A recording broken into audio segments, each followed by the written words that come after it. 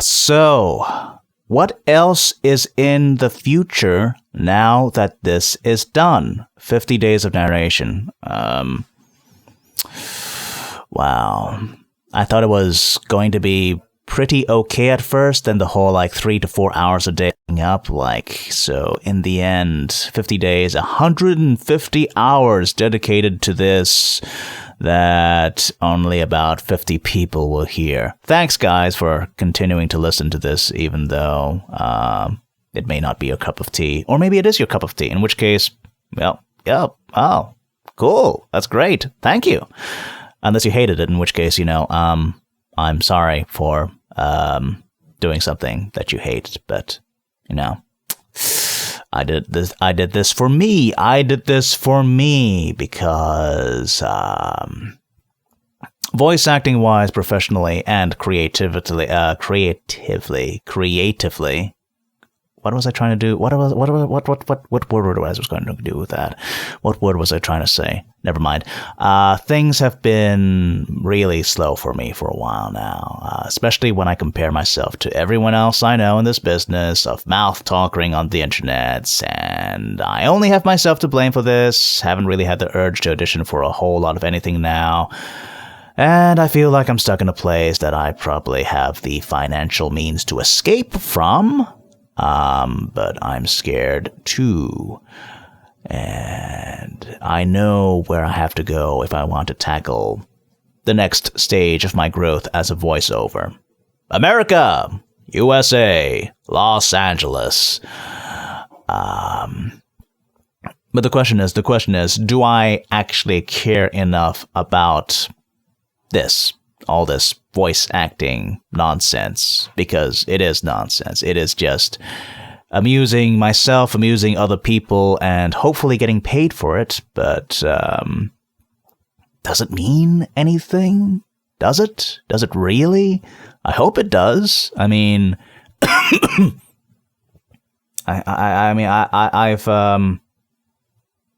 yeah, it does. It does. I mean, reading something like someone saying that they had a bad time and they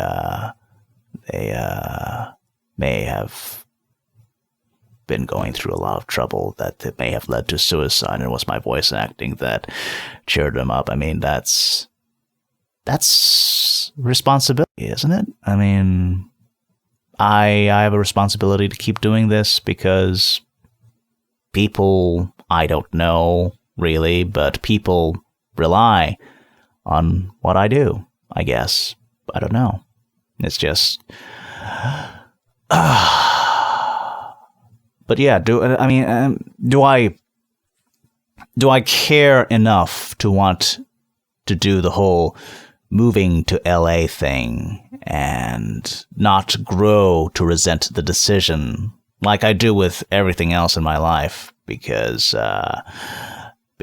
they make me feel so trapped.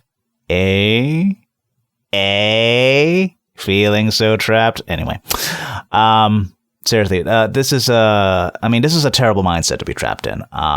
Because wanting to move, being able to move, mostly because I have the financial means to do so, but not sure if moving is the best idea because I don't even really want all this voice acting biz at all, and maybe I'll get there and I'll resent it and I don't like it, and maybe it's just feeling jealous of my compatriots, which I shouldn't, because, you shouldn't compare your own progress to other people, because that will make you feel sad, because you'll just go, oh wow, all these people in great places where they are right now, and here I am, toiling in the dirt and unable to move on from this place, which I don't even know if I want to move on from, because I don't know if I want to take it seriously or not.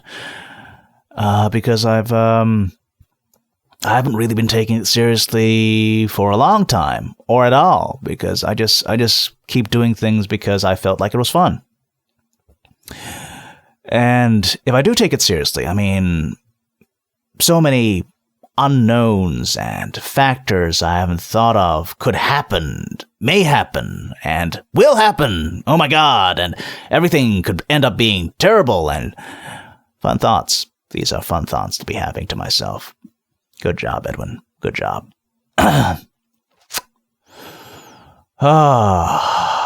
So that's that side of the whole what's in my future thing. The other thing is, what other things I'm going to be doing? There are other projects, other personal projects that I've started and that have been on the back burner for a while that I know I should be doing, but I haven't because of the baggage of expectation for something amazing and quality, and having to live up to that every single time. And I mean, the other projects have a lot of other people on board, and it's just gotten so big, and it all comes down to me mixing and putting it together, and everything is gonna suck, and no one will watch it ever, and I'll end up being a hobo giving handjobs for crack, and maybe that's a crazy exaggeration. I mean, just how many handjobs would you need to give before you could afford crack anyway? But still, that takes up a whole lot of my headspace all the time. The whole, like, it has to be perfect, it has to be perfect, it has to be perfect, it has to be perfect, and that's not healthy, you know? You can't... Nothing is perfect. Nothing is perfect. It can approach perfection, but that perfection is a point that will never be reached, so I have to just do my best with what I have. But it's just... getting to the point where I can just let go that need to be perfect. And that's possibly why I launched into the whole 50 Days of Narration thing.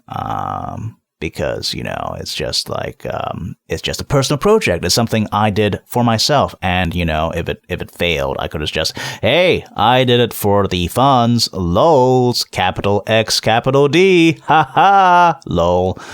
And, but it didn't fail. Well, I got through the 50 days.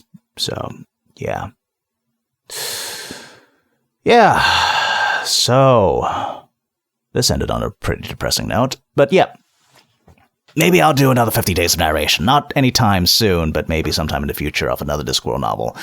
Maybe next year. Maybe not next year. Maybe even sooner than you think. I don't know. But anyway, if you listen to all this, thank you for listening to my rambling. And see you next time, hopefully.